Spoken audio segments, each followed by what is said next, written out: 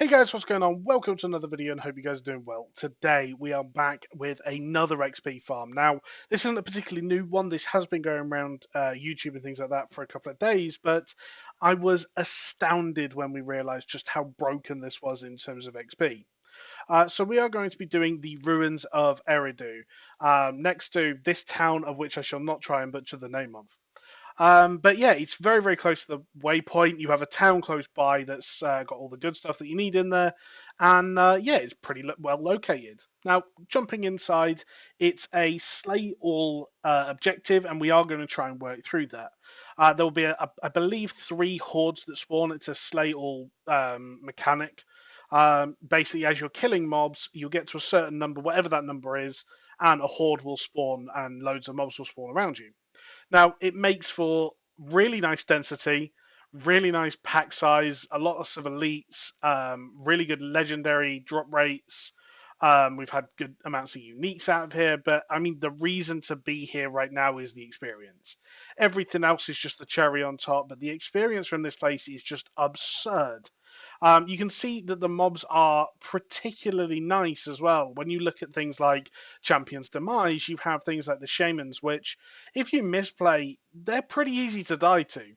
Whereas in here, I would say the most dangerous thing in here is actually the Fallen Lunatics, which if you played Diablo 3 at all, you'll be well aware of what those are.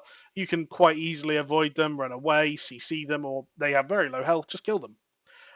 It has the same layout every time, and it has pretty consistent mob density in all areas of the dungeon. So, what's quite nice here is you can actually farm this solo. You can farm this as a group. You can farm this as a 2-man, a 4-man, anything. You really can do kind of anything in this dungeon, and it will still be very efficient.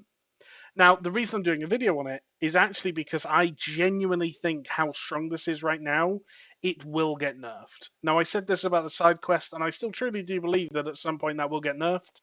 Um, I think this is even bigger. Like, this is the most insane XP route. It's the most insane kind of legendary drop rate, just everything right now. It's such an efficient dungeon. I farmed 86 to 92 last night, and I've kind of slept, so I'm going again. My goal is to hit late 90s today in terms of levels. Yeah, going to be very easy. Very easy, I think, just farming this all day.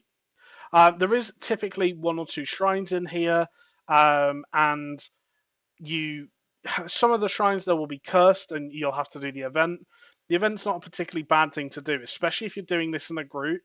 If I, for example, got a cursed shrine over there, the rest of the group can go and clear up the other side. Now, once we finish the dungeon on this run, I'll show you what route I typically take and the layout and kind of how you would split in different group sizes.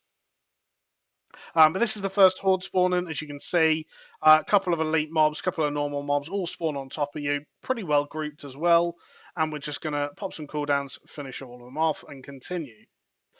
So they do kind of run quite far as well. So if you want to leash them into big pools, you definitely can.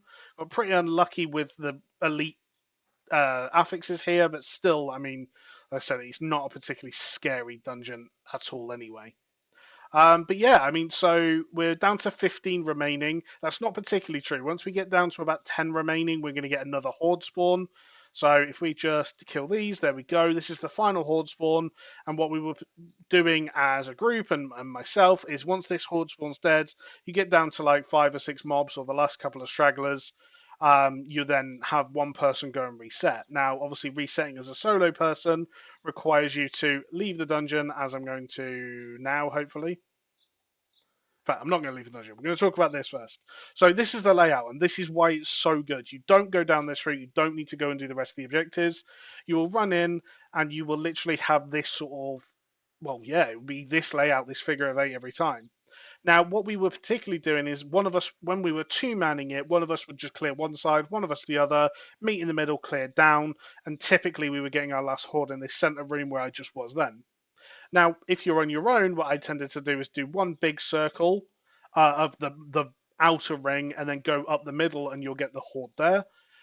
If you have 4 people, you could literally just have one person go at the bottom 2 rows, one person go up and left, one person go up and right. You'll kind of meet in the middle. But the big part is just clearing that and getting all the hordes to spawn ASAP. So we're going to leave dungeon. This is how to solo reset. I don't know if I've talked about this in the video, so we'll quickly go over this one. As you can see, jumping into the loading screen, and I'm going to log out, leave game, and start back in. As soon as we start back in, we'll actually load into a new world. We can jump into the dungeon and continue. And that's it. That's the whole run. So I hope you guys have enjoyed. I hope you guys get a lot of benefit out of this because it is just crazy right now. And yeah, more videos coming soon. Thank you for watching and catch you later. Goodbye.